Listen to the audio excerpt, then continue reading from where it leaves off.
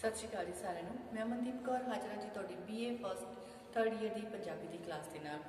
BA third year की साडी ये चल रही पंजाबी की क्लास दे विच असीं कर रहे हैं जी तुहाडी रीचा ते रमचा जिहड़ी बुक।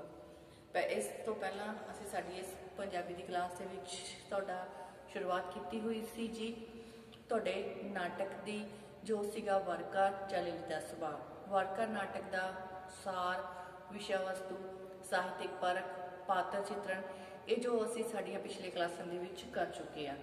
उस तो बाद अज असी लैके आए हैं तुहाडी तीसरी बुक। सो दो बुकां जिहदे विचों असी सब तो पहले जिहड़ी बुक सी तुहाडी जिहड़ी सब तो पहला वाली बुक जिहड़ी कीती है जो कि एक काव्य संग्रह है जो कि है आधुनिक पंजाबी कविता। उस तो बाद दूसरी बुक असी जिहड़ी आ वो कीता तुहाडा नाटक वारकर। सो पहली बुक नवें साले दे विच असी तुहाडे जिहड़ियां मतलब कवियां दे बारे विच जानकारी हासिल की, कवियां उन्हां दी रचनावां जो कि नवें दी सदे बुक दे विच पढ़ियां। उस तो बाद तुहाडा सीगा जी वर्कर नाटक जां इहनूं लिली दा विआह भी कहा जांदा सी, वो भी साडा पूरा हो चुका है। उस तो बाद अगली जिहड़ी बुक आ वो तुहाडी एक बाकी रह गई है, वो है जी रीचा ते रमचा, जिसनों कि असी आज ही तुहाडी जिहड़ी क्लास दे विच कर रहे हैं। सो इस बुक ये जिहड़ी बुक है इस दे विच जिहड़े 10 निबंध साडे सामने रखे आ साडे राइटरां ने। वख-वख जिहड़े इहदे विच लेखक आ जिन्हां दे 10 निबंध जिहड़े हन वो असी साडी इस बुक दे विच करने आ, जिसका नाम है रीचा ते रमचा। सो इस बुक दे विच सब तो पहला जिहड़ा निबंध है वो है जी गंगा इशनान। सो ये जिहड़े निबंध हन इन्हां दे विच किसी एक जिहड़ा आ एक टॉपिक नूं लैके जां एक विषय नूं लैके निबंध जिहड़े आ लिखे गए हैं। सो साडा जिहड़ा पहला निबंध है वो है जी गंगा इशनान। सो साडा पहला निबंध गंगा इशनान। गंगा इशनान जिहड़ा साडा निबंध है ये साडा लिखिया होया है जी शरदा राम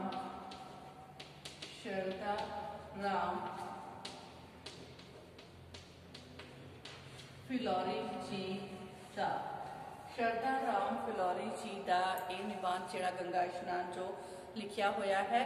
सो गंगा इशनान निबंध विच पंजाबी वार्तक दे मुढ़ले दौर दे कहते जिहड़े एक प्रतिनिध लेखक शरदा राम फिलौरी जी का लिखिया होया एक हल्की फुल्की इतिहास रचना है। इस विच लेखक ने दुआबे दे जिहड़े पिंड दे लोकां दा एक संघ है जिहड़ा वो गंगा इशनान उन्हां दा एक इकट्ठ आ जिसनों असीं संघ किया आ, वो संघ जिहड़ा बना के गंगा इशनान करन जाना। फिर इस संघ दे विच शामिल कुड़ियां ते वोटियां दीयां भावनावां, सस्सां ते नौहां प्रति उन्हां दा रवैया। सो उस तो बाद औरतां दा चूलियां लैना, भिन्न भिन्न चीज़ों का त्याग करन दा प्रण करना, नहाउण समय औरतां दे पैसे गहने कपड़ियां दी चोरी हो जाना, बाजार का भीड़ भड़का, फिर किसी ब्राह्मण नूं न्योंदा दे के उसनूं खाण पीण दे जिहड़ियां चीज़ां वो देना, गली दे विच हुंदियां लड़ाइयां दे बारे विच। सो इस तरह का जिहड़ा जिक्र है इस निबंध दे विच साडा जिहड़ा लेखक है शरदा राम फिलौरी जी ने साडे सामने जिहड़ा है वो कीता है। सो असीं हुण शुरुआत करन जा रहे हैं जी इस निबंध दी जो कि शरदा राम फिलौरी जी का लिखिया होया निबंध है गंगा इशनान। सो इस निबंध दे विच सब तो पहला असीं लिखांगे जी साडा जिहड़ा ये संघ जो है संघ दे विच शामिल इस्त्रियां पुरुषां दा जमुनापुर पहुंचना। सब तो साडा जिहड़ा पहला पॉइंट है वो है संघ दे विच शामिल इस्त्री पुरुषां दा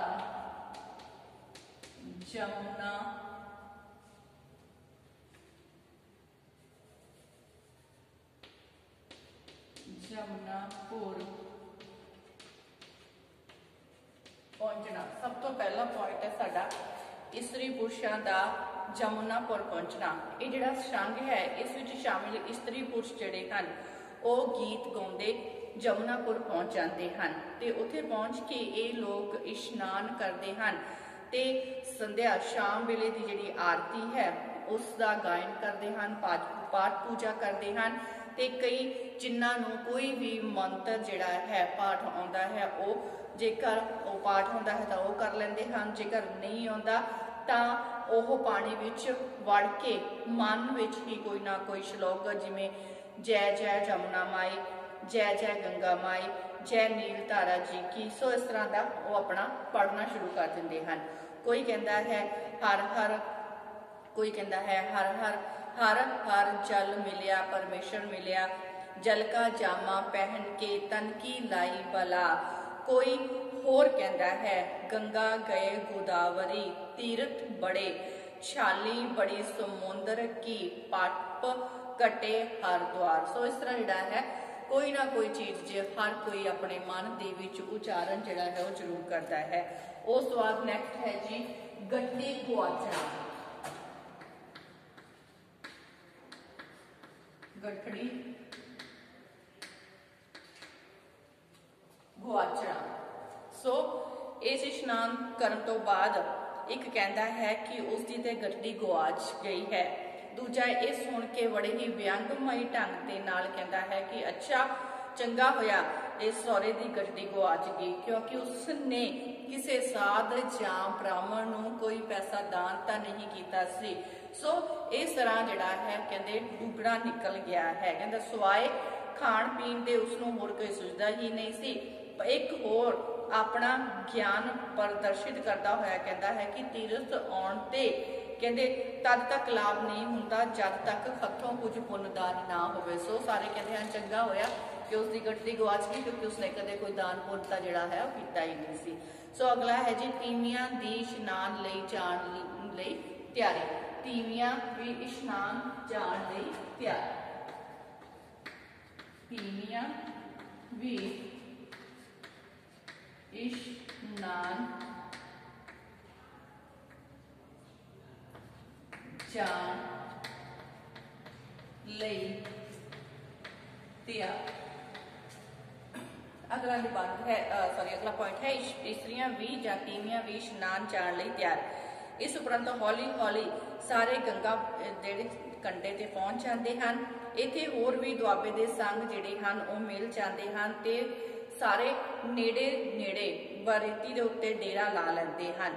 ਜਦੋਂ ਮਰਦ ਇਸ਼ਨਾਨ ਜਾਣ ਲੱਗਦੇ ਹਨ ਤਾਂ ਤੀਵੀਆਂ ਵੀ ਜਿਹੜੀਆਂ ਹਨ ਉਹ ਇਸ਼ਨਾਨ ਕਰਨ ਦੇ ਲਈ ਜਾਣ ਨੂੰ ਤਿਆਰ ਹੋ ਜਾਂਦੀਆਂ ਹਨ।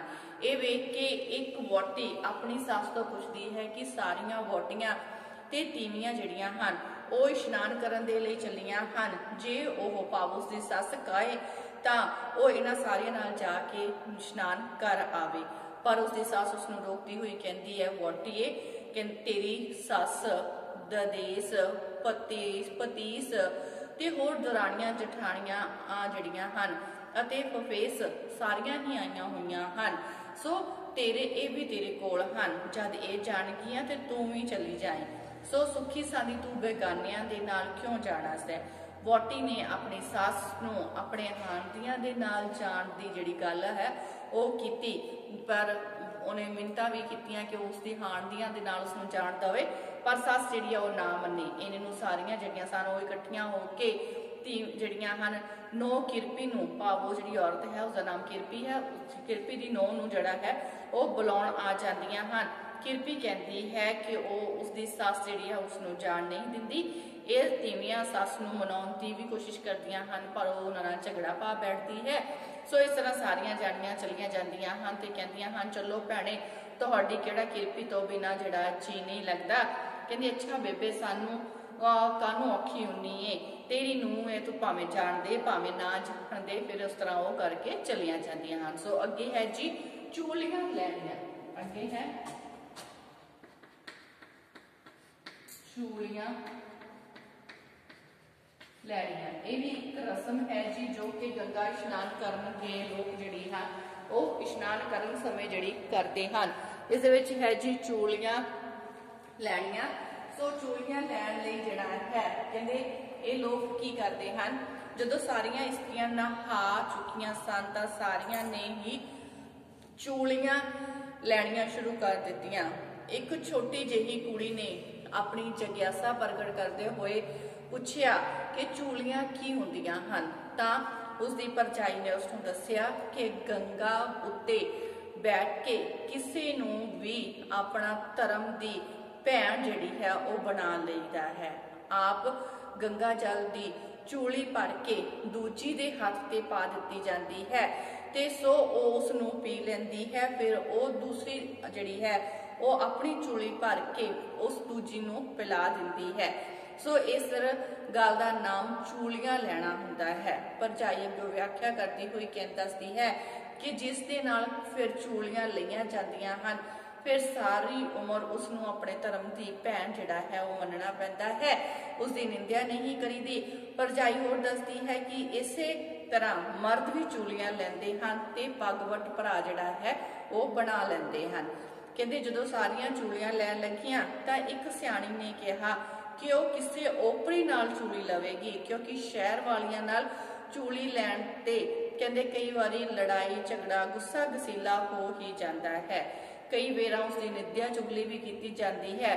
ਪਰ ਇਸ ਦੇ ਇੱਕ ਹੋਰ ਨੇ ਕਿਹਾ ਕਿ ਉਹ ਤਾਂ ਗੰਗਾ ਜੀ ਨੂੰ ਹੀ ਆਪਣੀ ਭੈਣ ਜਿਹੜੀ ਹੈ ਉਹ ਬਣਾ ਕੇ ਚੱਲੀ ਹੈ, ਕਿਉਂਕਿ ਜਦੋਂ ਉਸ ਨੂੰ ਪਿਆਰ ਆਉਂਦਾ ਹੈ ਉਹ ਉਸ ਨੂੰ ਘਰ ਤੋਂ ਹੀ ਸੱਦ ਲਿਆ ਕਰੇਗੀ। ਸੋ ਇਸ ਤੋਂ ਬਾਅਦ ਕਹਿੰਦੇ ਇੱਕ ਨੇ ਸਲਾਹ ਦਿੱਤੀ ਕਿ ਇਸ ਤਰ੍ਹਾਂ ਇਸ਼ਨਾਨ ਕਰਕੇ ਮਰਦਾਂ ਨੇ ਕੁਝ ਚੀਜ਼ਾਂ ਜਿਹੜੀਆਂ ਹਨ ਖਾਣ ਪੀਣ ਦੀਆਂ ਛੱਡ ਦਿੱਤੀਆਂ ਹਨ, ਸੋ ਉਹਨਾਂ ਨੂੰ ਵੀ ਕੁਝ ਨਾ ਕੁਝ ਚੀਜ਼ਾਂ ਜਿਹੜੀਆਂ ਹਨ ਛੱਡਣੀਆਂ ਚਾਹੀਦੀਆਂ ਹਨ। ਇਹ ਸੁਣ ਕੇ ਤੀਵੀਂ ਨੇ ਚੂਲੀ ਭਰ ਕੇ, ਇੱਕ ਨੇ ਬਦਾਮ, ਦੂਜੇ ਨੇ ਮਸਰਾਂ ਦੀ ਦਾਲ, ਕਿਸੇ ਨੇ ਕੇਲੇ ਖਾਣੇ ਛੱਡ ਦਾ ਪ੍ਰਣ ਕੀਤਾ। ਉਹਨਾਂ ਦੀਆਂ ਗੱਲਾਂ ਸੁਣ ਕੇ ਇੱਕ ਸਾਧੂ ਨੇ ਕਿਹਾ ਕਿ ਤੀਰਥ ਉੱਤੇ ਆ ਕੇ ਖਾਣ ਪੀਣ ਦੀਆਂ ਚੀਜ਼ਾਂ ਨਹੀਂ, ਸਗੋਂ ਕਾਮ, ਕ੍ਰੋਧ, ਲੋਭ, ਮੋਹ, ਅਹੰਕਾਰ ਆਦਿ ਚੀਜ਼ਾਂ ਨੂੰ ਛੱਡਣ ਦੀ ਗੱਲ ਕੀਤੀ ਜਾਂਦੀ ਹੈ। ਸੋ ਉਹਨਾਂ ਇਸਤਰੀਆਂ ਨੇ ਕਿਹਾ ਕਿ ਅਜਿਹਾ ਤਿਆਗ ਤਾਂ ਕੇਵਲ ਸੰਤ ਪੁਰਖ ਹੀ ਕਰ ਸਕਦੇ ਹਨ, ਉਹਨਾਂ ਵਰਗੀਆਂ ਨਹੀਂ ਕਰ ਸਕਦੀਆਂ। ਸੋ ਇਸ ਤੋਂ ਅੱਗੇ ਹੈ ਜੀ ਸਾਮਾਨ ਚੋਰੀ ਹੋਣਾ। ਅੱਗੇ ਹੈ ਸਾਮਾਨ ਚੋਰੀ ਹੋਣਾ। ਸੋ ਕਹਿੰਦੇ ਅੱਗੇ ਜਿਹੜਾ ਹੈ, ਕਹਿੰਦੇ ਜਦੋਂ ਇਸਤਰੀਆਂ ਨਹਾ ਧੋ ਕੇ ਬਾਹਰ ਨਿਕਲਦੀਆਂ ਹਨ ਤਾਂ ਇੱਕ ਬੋਲਦੀ ਹੈ ਕਿ ਉਸ ਦੀ ਸਲਵਾਰ ਨਾਲੋਂ ਕਿਸੇ ਨੇ ਬਟੂਆ ਤੋੜ ਲਿਆ ਹੈ, ਜਿਸ ਦੇ ਵਿੱਚ 100 ਰੁਪਏ ਤੇ ਇੱਕ ਕੌਲੀ ਅਤੇ ਹੋਰ 2 ਆਨਿਆਂ ਦੀ ਡੱਬੀ ਤੇ ਟਕੇ ਸਨ। ਦੂਜੀ ਬੋਲੀ ਉਸਦੀ ਚਾਦਰ ਕਿਤੇ ਵਿਖਾਈ ਨਹੀਂ ਦਿੰਦੀ, ਜਿਸ ਦੇ ਲੜ ਉੱਤੇ ਪਹੁੰਚੀ ਬੰਨੀ ਹੋਈ ਸੀ। ਤੀਜੀ ਬੋਲਦੀ ਹੈ ਕਿ ਉਸਦੇ ਪੈਰਾਂ ਦੀ ਕੜੀ ਜਿਹੜੀ ਹੈ ਉਹ ਗਵਾਚ ਗਈ ਹੈ। ਇਹਨਾਂ ਗੱਲਾਂ ਨੂੰ ਸੁਣ ਕੇ ਇੱਕ ਬੁੱਢੜੀ ਨੂੰ ਉਹਨਾਂ ਨੂੰ ਬੁਰਾ ਭਲਾ ਕਹਿੰਦੀ ਹੋਈ ਕਹਿੰਦੀ ਹੈ ਕਿ ਤੁਹਾਡੇ ਘਰ ਤੇ ਤਾਂ ਹੁਣ ਮੇਰੀ ਵੀ ਗੁੱਤ ਪੁੱਟਣਗੇ ਨਾ, ਕਿ ਐਡੀ ਸਿਆਣੀ ਹੋ ਕੇ ਵੀ ਇਹਨਾਂ ਦੀਆਂ ਚੀਜ਼ਾਂ ਨੂੰ ਸੰਭਾਲ ਨਾ ਸਕੀ। ਸੋ ਇਸ ਤਰ੍ਹਾਂ ਸਮਾਨ ਚੋਰੀ ਹੋਣ ਦੀਆਂ ਗੱਲਾਂ ਜਿਹੜੀਆਂ ਹਨ ਕਰਦੀਆਂ ਹਨ। ਅੱਗੇ ਹੈ ਜੀ ਬਾਜ਼ਾਰ ਜਾਣਾ। ਬਾਜ਼ਾਰ ਜਾਣਾ। ਸੋ ਅੱਗੇ ਫਿਰ ਬਾਜ਼ਾਰ ਜਾਣ ਦੀ ਜਿਹੜੀ ਗੱਲ ਹੈ ਉਹ ਹੁੰਦੀ ਹੈ, ਇੱਥੋਂ ਤੁਰ ਕੇ ਸਾਰੀਆਂ ਜਿਹੜੀਆਂ ਹਨ ਉਹ ਬਾਜ਼ਾਰ ਦੇ ਵਿੱਚ ਦੀ ਡੇਰੇ ਵੱਲ ਨੂੰ ਤੁਰ ਪੈਂਦੀਆਂ ਹਨ। ਰਾਹ ਦੇ ਵਿੱਚ ਇੱਕ ਕੁੜੀ ਨੂੰ ਕਿਸੇ ਦਾ ਬੜੇ ਜ਼ੋਰ ਦੇ ਨਾਲ ਧੱਕਾ ਲੱਗਦਾ ਹੈ। ਇਸ ਤੇ ਕੁੜੀ ਦੀ ਮਾਂ ਧੱਕਾ ਦੇਣ ਵਾਲੇ ਨੂੰ ਗਾਲਾਂ ਕੱਢਣੀਆਂ ਸ਼ੁਰੂ ਕਰ ਦਿੰਦੀ ਹੈ। ਨਾਲੇ ਲੰਘਦੇ ਹੋਏ ਕਿਸੇ ਮੁਸਾਫਿਰ ਨੇ ਕਿਹਾ ਕਿ ਮੇਲਿਆਂ ਦੇ ਵਿੱਚ ਤਾਂ ਭੀੜ ਦੇ ਕਾਰਨ ਅਕਸਰ ਇਸ ਤਰ੍ਹਾਂ ਹੋ ਹੀ ਜਾਂਦਾ ਹੈ। ਸੋ ਇਸ ਤਰ੍ਹਾਂ ਤੀਰਥ ਇਸ਼ਨਾਨ ਦੇ ਉੱਤੇ ਆ ਕੇ ਉਸ ਨੂੰ ਇੰਜ ਜਿਹੜੇ ਹਨ ਕੌੜੇ ਵਚਨ ਨਹੀਂ ਬੋਲਣੇ ਚਾਹੀਦੇ, ਪਰ ਇਸ ਦੇ ਨਾਲ ਹੀ ਉਹ ਔਰਤ ਦਾ ਗੁੱਸਾ ਜਿਹੜਾ ਹੈ ਉਹ ਸ਼ਾਂਤ ਨਹੀਂ ਹੁੰਦਾ। ਸੋ ਅੱਗੇ ਹੈ ਜੀ ਵਾਪਸੀ। ਅੱਗੇ ਹੈ ਵਾਪਸੀ। ਸੋ ਕਹਿੰਦੇ 5-7 ਦਿਨ ਜਿਹੜਾ ਹੈ ਉਹ ਗੰਗਾ ਜੀ ਦੇ ਵਿਖੇ ਬੈਠ ਕੇ ਦੁਆਬੇ ਦਾ ਇਹ ਸੰਘ ਜਿਹੜਾ ਹੈ ਆਪਣੀਆਂ ਗੱਡੀਆਂ ਜਾਂ ਰੇਲ ਗੱਡੀਆਂ ਦੇ ਰਾਹੀਂ ਆਪਣੇ ਘਰਾਂ ਨੂੰ ਵਾਪਸ ਪਰਤ ਜਾਂਦਾ ਹੈ। ਸਾਰਿਆਂ ਨੇ ਹੀ ਆਪਣੇ ਭਾਈਚਾਰੇ ਦੇ ਵਿੱਚ ਪ੍ਰਸ਼ਾਦ ਜਿਹੜਾ ਸੀ, ਫੁੱਲੀਆਂ ਦਾ ਪ੍ਰਸ਼ਾਦ ਲੈ ਕੇ ਆਉਂਦੇ ਹਨ, ਉਹ ਵੰਡਿਆ ਸੀ। ਸੋ ਅੱਗੇ ਹੈ ਜੀ ਬ੍ਰਾਹਮਣਾਂ ਨੂੰ ਭੋਜਨ ਕਰਵਾਉਣਾ। ਅੱਗੇ ਹੈ ਬ੍ਰਾਹਮਣਾਂ ਨੂੰ भोजन करवाना, अगे है ब्राह्मणों नूं भोजन करवाना। सो जदों ये संघ जिहड़ा है वो वापस अपने घर आ जाता है, तो घर वापस आने तो बाद ये जिहड़े लोग हैं इन्हां दे विच ब्राह्मणों नूं जिहड़ा है भोजन करवाउण दी रस्म है वो कीती जाती है। सो इस तो बाद ही इन्हां दा जिहड़ा इह इशनान जिहड़ा है वो सफल मन्निया जाता है। सो इन्हां दे विच कहंदे गोदामल दी जिहड़ी पत्नी है उसने घर आके ब्राह्मणों नूं भोजन करवा के सिद्धू लिया ते मंचे उत्ते सौण दी प्रवानगी जिहड़ी सी ओह प्राप्त कीती। सो क्योंकि कहंदे तीर्थ यात्रा के दौरान उन्हां नूं कई दिन भुंजे सौना पिया सी। सो गोदामल दी पत्नी ने इस प्रथा दे विच उलामा देण आए महल्ले दियां 5-7 तीवियां जिहड़ियां हन उसनूं उलामा देण आउंदियां हन, ओह गिला करदियां हन कि गोदामल दी पत्नी ने उन्हां दे घर प्रसाद तक नहीं भेजिया। सो उस पर गोदामल दी पत्नी ने दस्सिया कि उन्हां ने जिहड़े ब्राह्मण बिठाए सन वो तां 15 सेर आटे दियां सारियां रोटियां, चौलां दी वलटोही, मां दी दाल जिहड़ी सी ओह सारी दी सारी खा गए। नतीजे वजों आंढ गुआंढ दे विच कुछ भेजण दे लई कुछ बचिया ही नहीं सी। उन्होंने तो अपने परिवार के लिए भी दूजी बार रोटी बना के खाधी सी। सो उस तो बाद है जी चुगलखोरी ते लड़ाई। अगला पॉइंट है चुगलखोरी ते लड़ाई। अगला पॉइंट है सो कहते कुछ समय बाद एक तीमी जिहड़ी है उसने राम दित्ते दी मां चंद कौर नूं पुछया कि ओह रामदेई दी निंदिया क्यों करती फिरती है। चंद कौर ने उसनूं दस्सिया कि एक दिन देवी तलाअ दे उत्ते नहाउंदियां होइयां तीमियां दे विचों एक ने रामदेई नूं पुछया कि उसने अपनी नूं क्यों घरों कढ दित्ती है।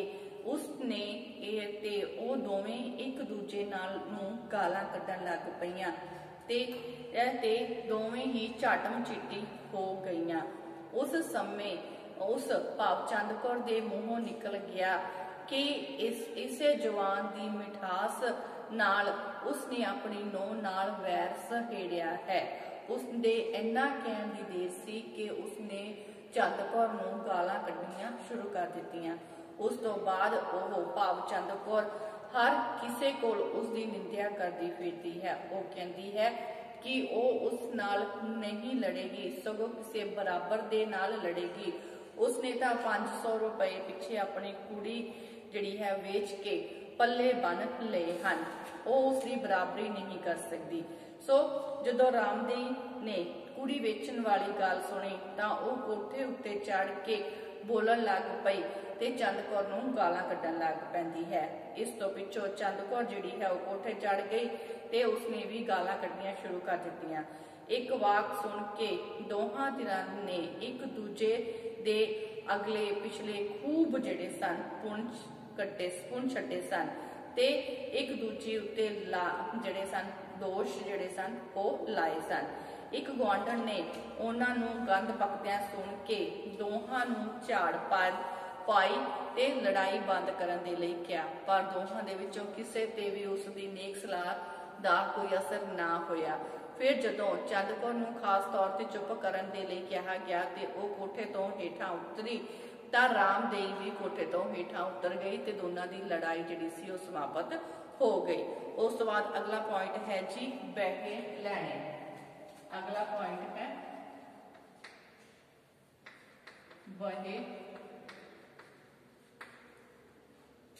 बहे लैणे। सो जिहड़ा बहे लैणे है ये भी एक जिहड़ी है रस्म है जो ये दुआबे दे पिंडां दे लोकां दे द्वारा जिहड़ी कीती जाती है। सो बहे लैणे का मतलब जिहड़ा है वो की हुंदा है, कहंदे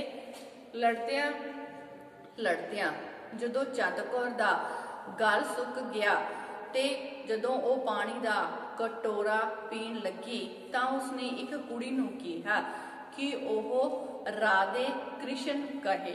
उसने दूसरी कुड़ी नूं कहा कि वह राधे कृष्ण कहे। कुड़ी ने राधे कृष्ण कहन तो बाद उसने जिहड़ा पानी का कटोरा पीता। कुड़ी ने इस बारे पूछण ते चंद कौर ने दस्सिया कि उसने बह लिया होया है। कुड़ी ने बह बारे पुछण ते चंद कौर ने दस्सिया कि बहे तां बहुत सारे हुंदे हन, पर आम तौर ते औरतां जिहड़ियां हन वो 5 बहे जरूर लैंदियां हन, जिवें गंगा बिशन, राधे किशन, केवल किशन, तुलसी किशन, अंत किबेला राम सहाय। इन्हां विचों क्रमवार पहले दूजे तीजे चौथे ते अंत वाले क्रमवार राधे कृष्ण, तुलसी किशन, राम सहाय कहन मगरों ही मूँह दे विच कुछ पाया जाता है। सो हर साल पूरा होने तो बाद कहते हर साल पूरा होने मगरों पानी का एक घड़ा भर के उस उपर कपड़ा ते पैसे रख के ब्राह्मण नूं दे दिते जाते हैं। इस नूं बहे कहा जाता है। चंद कौर कुड़ी नूं यह भी दसदी है कि जेकर कदे उपरोक्त शब्द कहाउणा भुल जावे तां अगले दिन वर्त रखना पैंदा है। सो जेकर कोई ऐसी थां होवे जिथे उपरोक्त शब्द कहाउण दे लई कोई भी ना होवे तां उत्थे कांशी पित्तल दे भांडे नूं राधे किशन जां गंगा किशन कह के छिट्टी दे नाल बजा लईदा है, पर यह बहुती लाचारी दे समय ही किया जाता है। फिर वो दसदी है कि बेहा असल विच सियाणियां द्वारा पुण्य दान कराउण दा तरीका ही दसिया गया है। सो कहंदे वो कहती है कि उसकी माँ ने तां सारे बहे लै चुकी है ते कई वरतां दे उदापन भी कर चुकी है। कुड़ी जवाब विच कहती है कि उसनूं याद है कि एक बार पांदे नूं बेड़े विच आटे दीयां पिंडियां जिहियां पा के कहती माँ ने सारा दिन उसके सामने बिठा छड्डिया सी। सो अपने उसने आप मंत्र पढ़ के 9 ग्रहां की पूजा करके पैसे तराए होणगे। उस दिन माँ सारा दिन भुखी रही ते तरकाला नूं उसने भाई ने ब्राह्मणों नूं पूड़ियां खुआइयां सन। सो चंदपुर ने कहा कि यह फिर किसी दिन उसनूं कादशी दे वर्त की गल सुनावेगी। हुण ओह बाहर गली दे मुंडियां नाल खेडण लई चली जावे। सो इस तरह जिहड़ा है वो लड़की जिहड़ी है चंद कौर